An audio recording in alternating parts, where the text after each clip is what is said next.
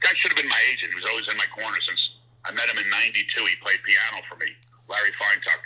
But he said to me, "Why didn't you mention you made? You know, I told him, the conversation. He said, "Well, you made the guy think you were just a lounge lizard. Didn't you tell him you headlined?" I was in the main rooms too, and I said, "No, I didn't." He said, "You schmuck.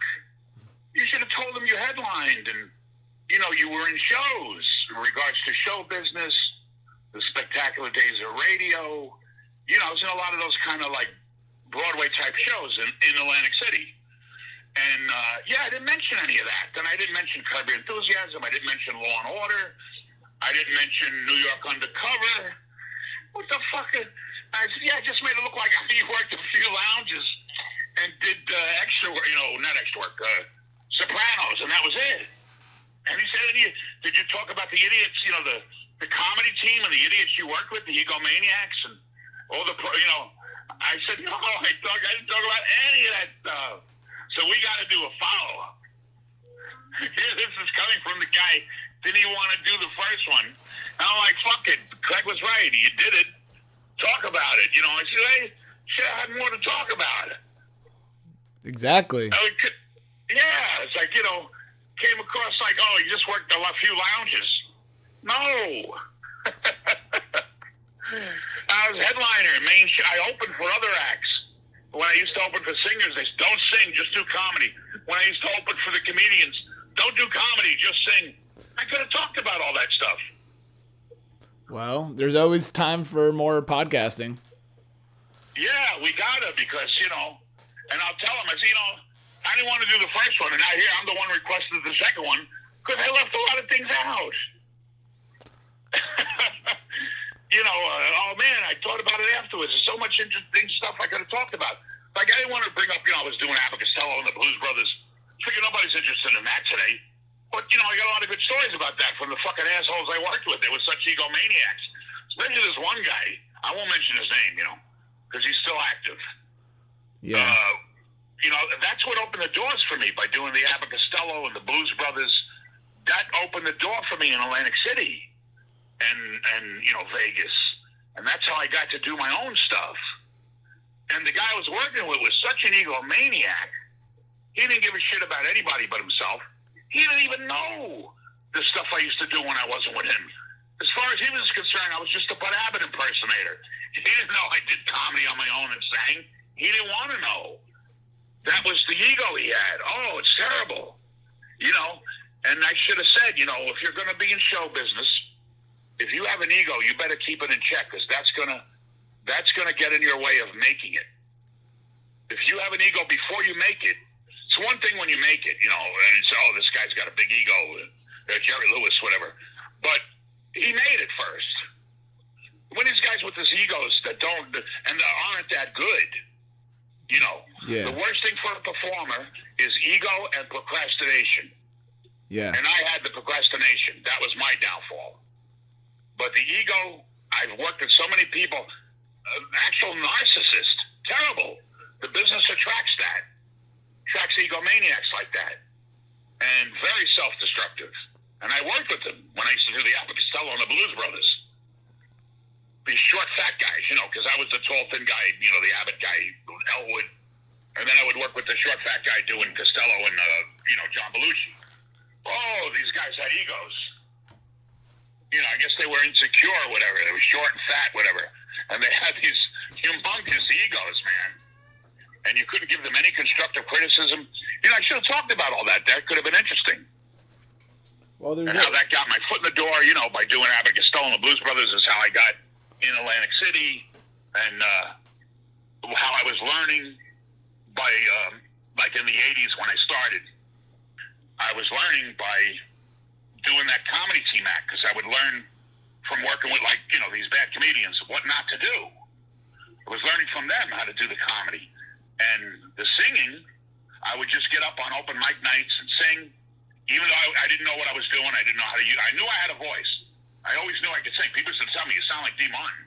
Then I knew I had a nice voice, but I didn't know how to use it properly. So, I couldn't really afford singing lessons and stuff like that. So I would just go on open mics and I would bomb. I knew I was being terrible. Oh, get that guy off here, whatever.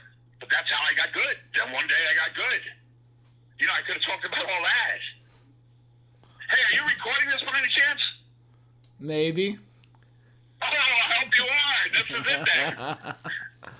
Yeah, you never. Oh, Craig's on the ball. Are you kidding? Are you really? Yeah, I am. Oh, that's great. Okay, this is an off-the-cuff phone call. Exactly. You know, and people will understand what it is, a follow-up to what I did. And I basically said what I wanted to say, I guess. You know, about the showrooms and opening for other people and the comedy team thing, doing Abbott Costello and the Blues Brothers. I remember the first time we did it, and I was trying to, in my mind, in the 80s, I set out to be a legitimate comedy team. I wanted to be like a modern-day Abbott Costello, you know, doing new material. And I just couldn't find anybody good that knew how to do that right. They didn't have the right timing. You know, it's all in the timing. I mean, Abbott Costello, their routines really weren't funny and joke-wise and all. Well, some of them were, but it was the timing. They had a fantastic timing. You know, when the Who's on First. It's not really a funny routine if you listen. Who's on first, what's on second, I don't know what's on third. It's the timing. And so these guys just didn't have that timing. They really didn't. So we wound up, I mean, for the new material was I wrote in that vein where you had to have that timing. And well, there was one guy, one of the guys with the biggest ego. He would actually sabotage the jokes because he would talk over the punchlines. For instance, there was a line in our act, I'll stop the nonsense. This is me, the straight man. These people want to see a show. They don't want to hear about your sexual escapades. And he's supposed to say, if he said it right, it would be, sexual escapades? You mean they do it on the ice now, too? You know, the ice-capades, meaning, you know, you're having sex on the ice. But he used to go, sexual escapades? You mean they do it on the ice now, too? I thought that Dorothy Hamill was a nice girl. It must be that Susie Chapstick. I'm like, what the fuck is this guy doing? He's ruining the material. He just, you know, that's where the laugh is, and he just destroyed the laugh. Oh, jeez. So I used to call it Susie Chapstick nonsense. That he was always doing Susie Chapstick nonsense. Like another joke was, what was that joke? We're talking about grammar, that he doesn't speak properly. And I go, where's your grammar, man? And he's supposed to say, at home with Grandpa. And he goes, yeah, I mean, they were funny jokes. Yeah. And because I've done it before with another guy, I just didn't get along with this other guy, so he didn't last. But he did it good, actually, the other guy. This guy would go, where's your grandma, man? At home with Grandpa. He's in an iron lung. Well, there's nothing funny about an iron lung. Yeah. and you just ruined the punchline. Where's your grandma, man? At home with Grandpa. That's the joke. Yeah. So this guy he just sabotaged the whole act. But we had a look. When we were together, we had this look like we were Abbott and Costello. We looked like them. I looked like Abbott. He looked like Costello.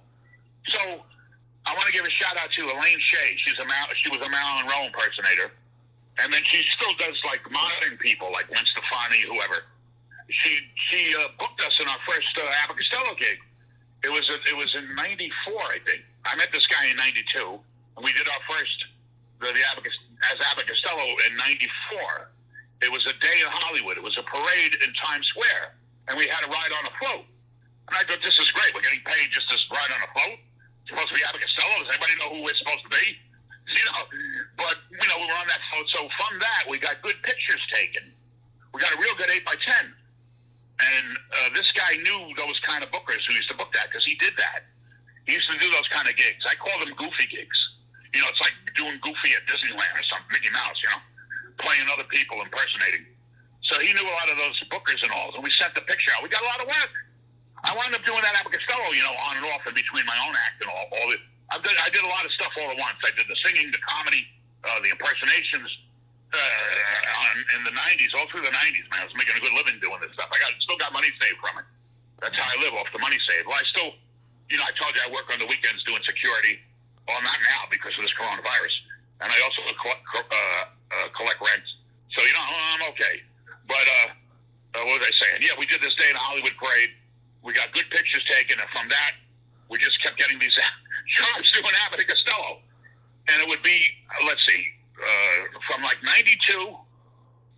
And I worked with this one guy, the egomaniac, until 2006. Believe it or not. Oh, wow. Yeah, getting these Abbott and Costello jobs. Not enough to make a living. Yeah. But, in between my regular gigs and Atlantic City, whatever, so it was good money, extra money. So we would do the Abbott and Costello. Then I couldn't take this guy anymore. I don't know how I was with him that long.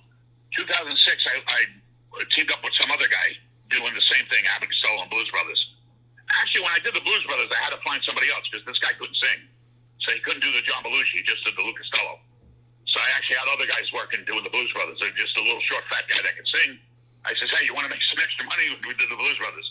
But we worked, I was together with this guy from 92 to 2006. Then I was 2006 till like I said, I lost my desire. I stopped performing in 2012. And one of the last gigs I did, the New Year's Eve gig, I did my own thing. The day before, let's say New Year's Eve, was actually an Abbott and Costello gig. I don't know how that lasted as long as it did, but it did. Yeah. I guess that shows you how great they were. Their comedy still holds up. As a matter of fact, when we used to do the Abbott and Costello gigs, we were dressed as them. I remember one day I said, somebody wanted us to do a thing in Times Square Comedy Club, but it was like a variety show thing. Said, well, we want you to come and do the Abbott and Costello act. So I told the guy, I said, why don't we try something? Why don't we do it as ourselves? The Abbott and Costello material, but do it as ourselves. Not put on the old clothes, because this is going to be a young audience. So if we come out dressed as ourselves, they won't know this is old material. They'll think it's new. They never heard it. And sure enough, dressed as ourselves, we got the young crowd. Nice. And then we started getting bookings doing Abbott and Costello material as ourselves. That was a hard sell, because the agents want something easy. We got these two guys who look like Abbott and Costello, people that, Abbott and Costello fans, baby boomers, and they want, okay, well, it's harder to sell it like, these guys do Abbott and Costello, but they don't really do Abbott and Costello. They do the material. That's a harder sell. But whenever we did that, when we had the opportunity to do the Abbott and Costello material as ourselves, the young people loved it. Yeah. From the opening joke, if they laughed at the opening joke, which was this, we came out on stage and I said, isn't this a nice place to do a show? And then he would overdo it. Oh man, this is a great place. I really love this place. Not, hey, don't overdo it. Well, you know what I like about this place? What do you like about this place? I like that wall over there. Well, that's a wall. A wall's a wall. You know what that wall reminds me of? No, what? That wall. Whenever that got a laugh, we were in solid. Yeah. Yeah, because we knew, okay, the others, that was just the opening line. The jokes get much better. So if they laughed at that, they were going to laugh at everything. Yeah. Sure enough, they did. And but again, it's in the timing. Yeah. You got to have that timing. If you do it slow, it's not going to get laughs. It's got to be done rapid fire. It's got to have that timing, that two-man timing. And apparently that's not easy to do. A lot of people couldn't do that. They don't see that being done anymore, so people don't know about that, how to do that thing. Right. It's not that it's not funny. It's not that it doesn't work. If you had two guys doing that act, and they were doing it right, and you had one guy, you can't keep working with different partners. It got to be the same guy. Because the bookers feel, these guys aren't getting along. He's always got a different partner. So, you'll never make it big. But if you had a guy that really stuck with you and knew what he was doing, I really believe you could be a modern-day Abbott and Costello. You could make it as a comedy team. Now, I'm not sure as much with the millennials now. I never tried that act in front of the millennials. But I did my act, my comedy, and the same, not far off from that, and the Sinatra songs, and I did it for the millennials at the karaoke, and they loved it. They went, oh man, maybe more than the baby boomers did, because to them it was all new. Yeah. And they would come up to me and say, that was a great song, That's Life, Fly Me to the Moon. There's so many good songs. And they would go, well, I never heard that before. Where's that from? Yeah, so I proved to myself that stuff really works, still works. And I was always curious, would my act go over with millennials? Because, I told you I stopped doing it in 2012. And I don't think I ever really performed in front of a millennial audience. I know I performed in front of young people, so I guess you could say those might have been millennials. But when I did the karaoke that Tuesday night in front of a crowd of millennials, oh man, it was like being back in Atlantic City. So I hope you aren't recording this, because I'm purposely talking this way because I'm figuring you're recording. Yeah, I'm capturing it all. Wait a minute, you answered the phone recording? I was. I called you. How did you know I was going to talk about all this? I just, I'm at the computer editing what we recorded last night. Oh, so I got good timing here. I called you at the right time. Yeah, I just had to click a few buttons as soon as I saw your name on my phone. Ah, okay. That's my producer, Craig Friedman. He's on the ball. Oh, yeah. He knows me. He knows Vic. He knows there's always a follow-up. Exactly, yeah. I told you, I'm like Columbo. If people ever saw Peter Falk, Lieutenant Columbo, he was always, wait a minute, just one more thing. Just one more thing. Sorry to bother you. Just let me ask you one more thing. I'm always telling one more thing. No, but, you think about it afterwards. And I thought about, I spoke with my friend Larry, and he was like, why didn't you talk about this and that? You didn't mention that? You didn't mention this? You didn't mention you did the main showrooms? You weren't just a lounge guy. You did more than that. I said, yeah, I did, didn't I? He goes, you schmuck. So I figured I better, try to get this in somehow. Nice. Well, I guess that was it. Let me think. Is that all? I'll give you another phone call. Oh, wait a minute. Just one more thing. I forgot to mention. Yeah. Oh, yeah, but also, I wasn't just on The Sopranos. I was on Curb Your Enthusiasm. Larry David's a really nice guy. Matter of fact, funny story about that. The scene we did, I actually had a close-up shot where I said, hey, look at this fucking kid. He was supposed to be Larry David as a kid, and he was playing with a girl in a Mr. Softy truck. They were playing cards, strip poker, where he had to take off his clothes. So then he's running down the street, naked. Now one of the neighborhood guys, we're all sitting on a stoop, and I got this nice close-up at the line. Hey, look at this fucking kid. But they decided to cut that. They didn't want to use the close-up. They just used a shot of all of us sitting there. Yeah. So, but I still got paid for that, and I still got billing. I'm billed as the first guy or something like that, the main guy. Oh, nice. But the line got cut. Looks like I'm just an extra sitting there. But I got a nice shot on camera. But they decided, they didn't want to use the close-up. They wanted to use the full shot. Yeah. So in the full shot, I didn't say anything, because I already said my line. Right. But, I did that. That was fun because Larry David's a really nice guy. I actually got along good with him. Most of those quote stars, they don't talk to the underlings. No, Yeah. He's not like that. He's very friendly, very nice guy. And, I used to work steady on Law and Order because I had a policeman's uniform. I wasn't a policeman, but I got, I got a policeman's uniform. And I was steady. I worked as a policeman steady on Law and Order, but really didn't have a speaking part. I was always there in the precinct, so you could see me in the background in a lot of those episodes. And then I got one episode where I had a speaking line as a reporter for, because they got to know me, they liked me. And then I did, there was a show called New York Undercover, and I always worked as a policeman on that show. Yeah. And then the speaking line I had on that was, don't move, freeze, I'll shoot. So it wasn't just Sopranos. I did other things. And then, of course, I did a lot of these movies. And if you go to my IMDb page, you'll see all the listing. I did Wonder Guy, Eve's Prayer, After Hours Happy Hour, that Witchmaster General. But I don't know where the hell they wind up. Probably a lot of them didn't get released, or they just go right to DVD, or, it's hard to get a distributor when you make movies with no names, name celebrities. You really can't get them distributed. Yeah. I did this one movie, Family on Board. It had Eric Roberts. And actually, I had a scene. My scene was with Tony Sirico from The Sopranos in this movie. Now, I don't know whatever happened to that. I did a movie called The Pizza Tapes. Well, that was a short film. I don't know what happened to that. I don't know what happens to these things, and I don't keep in touch with the guys. Because we're really not friends, just guys I work for, whatever, the directors. But I told you, I mentioned the two that I liked, so I don't have to mention those again. But if you go online, a lot of this stuff is on my YouTube page, Vic Martino. Cool. And then there's the Vic Martino official, where you can hear a lot of my recordings. Yeah. All right, now I'm coming across like an egomaniac. I was supposed to be the smartest guy, didn't want to talk about himself, and here I am, blah, blah, blah, blah, blah. Wow, what else are you... That's Larry's fault. Blame it on Larry All right. I'll blame it on Larry. He's the one who coached me and said, "Call him back, tell him all the other stuff you did." Anyway, no, I really felt, I'll be honest with you, Craig. I mean, everything we do together always feels good.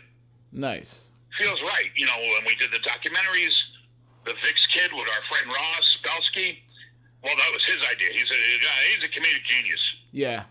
That guy needs to be discovered because Ross Belsky, check him out. He's very funny. He's really good. Yeah, he's a very talented guy. Yeah, and he comes up with good he knows his comedy. He comes up with good ideas. Yeah. And that felt good. The Vix Kid, those videos, I had a lot of fun doing that with you and Ross. And everything we do together just like hits a home run. Our documentaries get a lot of views, and people talk about them, and the Vix Kid, and now after we did the podcast, the first one, I felt really good about it afterwards. I said, and like you said, it was very natural. Right. All right, well, I'll let you get back to work there. I just had to throw this in, and now I'm going to come across like, that guy's the modest guy. Well. No, but, I figured, hey, what the hell? I mean, we want to make this interesting. Exactly. Otherwise, who wants to listen to somebody that's modest and doesn't say anything? Exactly. Yeah, that'll be a very boring podcast. Yeah. All right, Craig. All right, Vic, I wanted to throw a title idea at you. Sure. Well, you come up with good titles. Oh, another good story about a title you came up with. When we did the documentary, the Williamsburg one, I said Williamsburg, Brooklyn, then and now, / my mother and her friends. Yeah. So then when we were doing the one about Greenpoint, I wanted to call it Greenpoint, Brooklyn, then and now. Yeah. Because it was the same idea, about gentrification, except my mother's story had gangsters in it, which made it more interesting. Yeah. But you came up with the title, Here Goes the Neighborhood. Yeah. And I wasn't that crazy about that. But I said, all right, well, he knows what he's doing.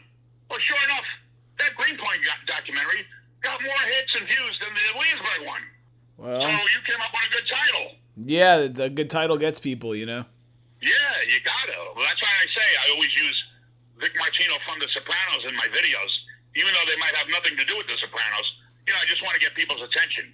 Yeah. Because of all the things I did, The Sopranos seemed to get people's interest the most.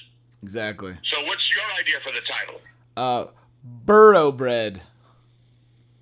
Thoroughbred? But no, burro, like a New York burro. Burro bread. Oh, burro bread. Yeah. Oh, okay. I guess that's a little, maybe too intelligent? Maybe, I don't know. Bread. Well, I was thinking of something more simple. I told you. Yeah. Vic Martino, actor, entertainer extraordinaire. Like my friend Maura had said. Oh, you sing, you do comedy, you're an actor, you're an entertainer extraordinaire. But burro bread, all right, I mean, look, I'll trust you on your decision. I was also thinking Mr. Showbiz, or from Brooklyn to Vegas. Yeah. Or from Brooklyn to Atlantic City. Listen, I'll leave that to you, because, you usually come up with good titles, and I can't, like I said, if I had my way, that would have been Greenpoint, Brooklyn, then and now. And who knows if it would have got, you can't argue with something that's doing good. I mean, it's getting so many views. Right. So the title, that Here Goes the Neighborhood, I guess that's a great title for that. So if you think burro bread is the title, then go ahead. We can always change it. Yeah, we can. Maybe it sounds too much like food. I just hear the word bread and I think food. I know. Yeah, well, I'll leave that to you. All right. Like I said, I would have went with hopefully people realize I'm saying this with a wink. Entertainer extraordinaire, because I don't really think I'm an entertainer extraordinaire. Yeah. But, or Mr. Showbiz, I like Mr. Showbiz. That would just mean that everything we talk about has to somehow be related to showbiz. Yeah, and that's, but that might get people's attention. Yeah, and you grew up in it, you're around so much of it, and it really drove most of your life. Well, yeah, okay, let me make this other point about that. Good, I'm glad you brought that up. Originally I grew up, and I'm not proud of the way I grew up, around gangsters and stuff. And I really had no showbiz background. Nobody in my family did, although they were very talented. My mother Rose, and the one the documentary is about, and her sister, my Aunt Anna, and my Aunt Jean, they were all singers. They all had great voices. So I always knew I had it in me to be a singer, but I never, as a kid, never did anything. I mean, I never really did anything in high school or nothing until the 80s. So I didn't really grow up in show business, but I always had that desire. And I grew up around talented people. My brother Michael, I also used to MC. I MC'd a lot of shows. My brother Michael was an MC, Michael Martino, and he was very funny. So I had a talented family. I was the one like without the talent. So I said, I gotta, I must have it in me, genes or whatever, genetic. So I started, late. I should have started earlier. But, I mean, I was still young. I was probably, let's see, when I started in the 80s. I even went to California for 4 years and learned what not to do. But, maybe that's another episode. We can cover some of your fail stories from the 80s in LA.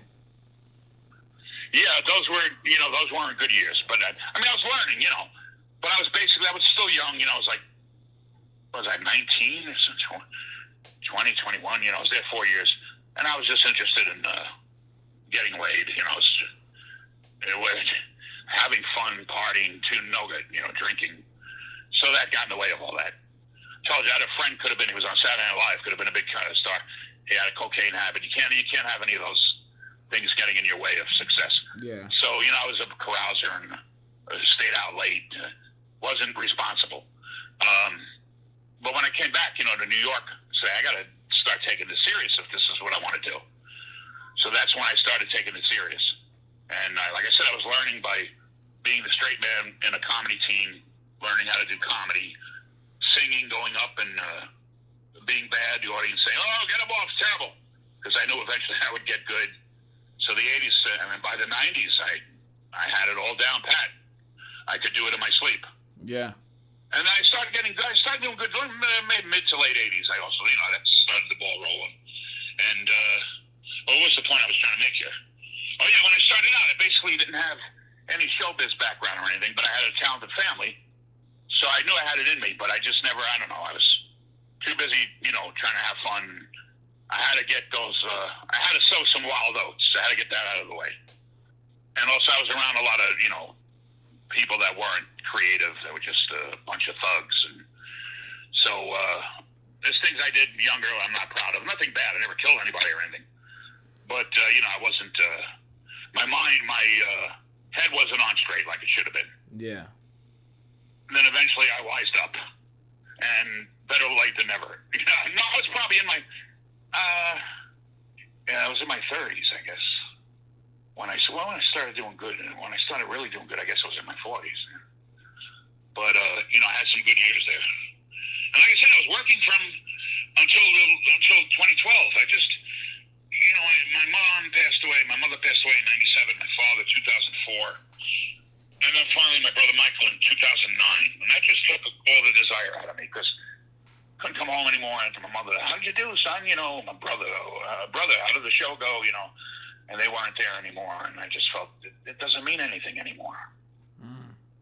Yeah. So I kind of went into a little bit of a, depression there, because I was very family oriented. I loved my family, and I regret there's a lot of things I didn't do. When you're in show business and when you're working a lot and you're having success, you become. I don't think I was ever selfish. I was always a generous guy, a giving guy, but I became thoughtless. And I neglected people, just concentrating on the career. Yeah. And I guess that's what you had to do. Yeah. But I regret that. I feel there was a way to do both and not neglect people that you loved and family and friends or whatever. Right. So, all right. Well, I got that all off my chest, and so how is one? Here's a really good question. Yeah. How is one going to listen to this podcast? Well, I'm in the process of putting that together right now. It has to be hosted somewhere, so there's a couple different websites where you can upload it, and you have to pay a little bit of money. Well, you can put it on my YouTube. Well, you can put it on my YouTube channel. Yeah, basically what I want to do with it is you have to kind of get it in this special registry that all the other podcasts are in. Okay. So that people who are on iTunes and are looking for a podcast to listen to could potentially stumble upon this one. Well, see, this is why you need a producer like Craig Friedman, who's hip and who's in touch with, and that's another thing. You got to keep in touch with the times. You can't be with these performers live in the past. Right. I don't do that. Yeah, I'm nostalgic. I love that old comedy, Laurel and Hardy, Costello, Marx Brothers. But I also, watch Saturday Night Live. You can't just live in the past. You got to keep up with the future. That's why I said I didn't like talking about the past, because it's the past. Right. I want to go ahead with the future, and that's why you need somebody who's on the ball and knows about what people listen to, how they listen to it. So that's why it's good to have a producer in your corner like Craig Friedman here. Exactly. Hire me. So, that was very modest of you. Oh, shucks, Vic, thanks. No, exactly. No, but seriously, and so I leave it up to you. Whatever you think you got to do, just do it. All right. And whatever title you come up with, I'm sure it'll be good. Nice. All right, Craig. Well, I'm glad I got that off my chest. I'm glad you did too. And I think you'd make it a little more interesting there. Not just some lounge singer. Hey, this was a main showroom headliner guy. Exactly. We're talking about the hotel and casino showrooms. It's no small peanuts. Also, let me give credit. I want to give a shout out because I like to give people credit, as you notice. I mention people. Yeah. The man who booked me there in Vegas and Atlantic City, I hope he's still, alive. I don't know. I haven't heard from him in a while. Ken Weiss, great guy. I got along very good with him. Matter of fact, him and I would sit he would have me, and I think I was the only one, sit with him in his main box because he really thought I was a good performer. He's the one that said, you're a great live performer, as good as any other live acts, well-known acts I've booked, but you'll never be a recording artist, that thing. But Ken Weiss, we used to sit in his private, seating box, whatever you call it, where he used to sit. And we used to see all the shows together, the other shows and the fights. At that time, there was a guy called a fighter. He was a heavy-set, bald guy. He looked like my ex-roommate, Paulie, actually. You know Paulie. Yeah. He kind of looked like him. He was a boxer. He should have been a wrestler. And his name was Butterbean. Okay. Butterbean. You heard of Butterbean? I think I remember him from a Mike Tyson video game or something. Butterbean, yeah. Butterbean was very popular then at the time. It was probably 95, 90-something, in the mid-90s. And Butterbean, I saw practically all the Butterbean fights there. Because Ken Weiss he was the entertainment director, and that included, the boxing matches. He booked all that stuff. The guy who used to book me there on the West Coast, Las Vegas and Laughlin, Nevada. And then the bookers here that booked me in Atlantic City was the Kaufman Mulhern Agency. Oh. And I don't know if they're still around because Atlantic City really went downhill. Yeah. Atlantic City is a dump now. It's not what it used to be. You don't have those kind of shows. But Kaufman Mulhern was the agency that booked me there in Atlantic City. And they booked me doing all that stuff. The Abbott Costello, the Blues Brothers, my own act, and emceeing, and lounges, showrooms. So I want to give a shout out to those agencies. Nice. Because without them, where would I have been? Yeah, exactly. So anyway, there we go. All right, definitely got enough for a podcast. Maybe too much. It's going to require some editing. Well, this could be episode 2, or, we haven't really talked about how this could make money, but there's a business structure with podcasts where you create an episode that's for the public, and then you have, there's this website called Patreon, and people pay a monthly fee. They give you $5 a month to get a bonus episode. Oh, okay. So, well, like I said, you know what you're doing. So you know all this stuff. I don't. Yeah, so a lot of your videos and a lot of the images you have, if this got popular enough, we could make all that stuff private and then use it as bonus content to incentivize people to subscribe and to pay monthly to get bonus content related to you and your life, basically. Hey, man, listen, whatever you can do, and we always, me, I'm not about money. We get 50-50 or if you want even 60-40, whatever, because you're doing all the work. But, I basically feel that, yes, I'd like to leave behind a legacy because none of us get any younger. Right. And I've done stuff that, all right, the public should know about it. Maybe I'll have a few fans here and there. Yeah. Even though I'm not really doing it as much as I used to. But I never retired. I knew I would get back into it eventually. Yeah. And you had a lot to do with that, me wanting to get back in the business. Oh, and I always used to say I was semi-retired. Yeah. And I made sure I used the word semi because I wasn't fully retired. You never really retire from show business. Once it's in your blood, it's always there. Yeah. You know, speaking of podcasts, Dan Vitale, the guy I told you, but it was on Saturday Night Live, he kind of revived his career with a podcast. You know, Mark Maron, the comedian, he has a podcast. Yeah, his is and big. He had Dan Vitale on, talking about Dan Vitale's life. Yeah. And it revived his career somewhat. Oh, wow. The problem is Dan Vitale has some health issues now, that's why. But, yeah, it revived his career. People got interested in him because he's like a comedian's comedian. A lot of comedians in the business know him, but most of the public wouldn't. Yeah. Because his career was short-lived, like I told you. But, yeah, so that podcast got a lot of listeners and got people interested in him. So who knows? Who knows? This might do the same for Vic Martino. Yeah, yeah. Maybe once quarantine's finally over and things are getting back to normal, you'll have a nice, robust listenership. Well, you know, you were there. You were in the audience when I performed, and we did that thing outside where I sang "Burning Love." Yeah, that was. So you know that I won't let you down. Yeah, you definitely don't. You always deliver. Like I said, it becomes second nature to you. Yeah. You know, there's no. I don't think I would ever bomb anymore. Oh, I did recently this involves Ross. I'm not upset about this. It's not their fault. But Ross had me do, and I knew this was not a good idea. Ross had the screening of you weren't there, the Vic's Kid. Yeah. In some place, you know, for the public in some bar, restaurant thing, you know. So he told me while we're setting up, you know, could you sing some songs? But there was, you know, no music, a cappella. So I was like, I don't know, this is a good idea. But I said, all right, you know, I could do that. I've done it before. Now, I started doing Fly Me to the Moon. Now, Ron, you know, was one of the musicians for Ross because they were playing music. They were in a band, like rock kind of stuff. Ryan thought he would help me.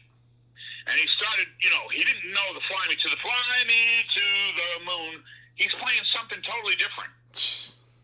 He thought he'd give me back. Now, he made it worse. I was better off doing it a cappella. Yeah. Because now it sounds like, you know, garbage. Yeah. It was throwing me off. Yeah. And I didn't hit the high note or anything. And I said, that's it, you know. No more songs between setting up. But he meant well.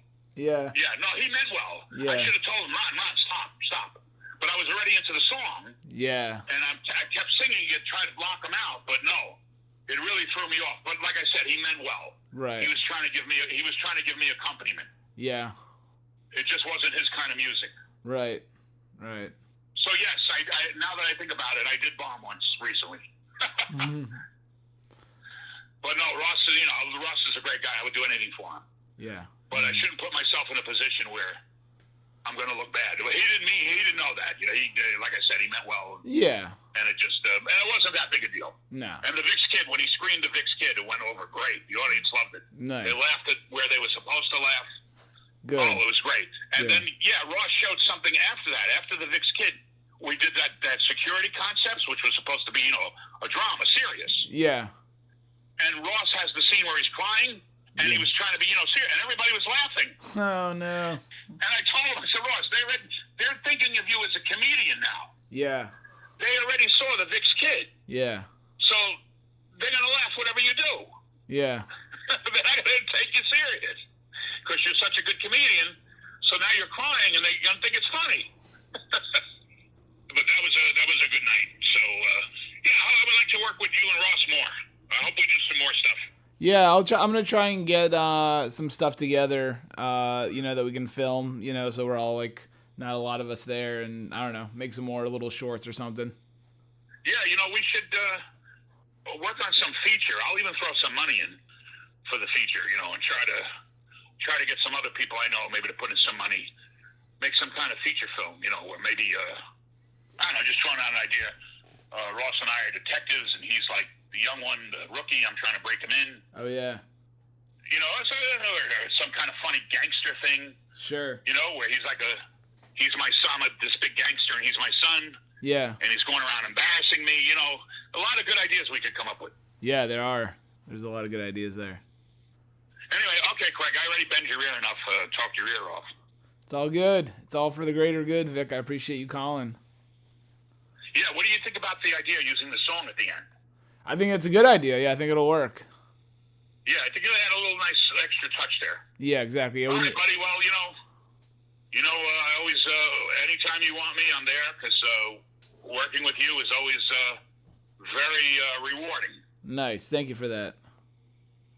Okay, Craig. Love you, buddy. All right, Vic. Love you too, man. Have a good day.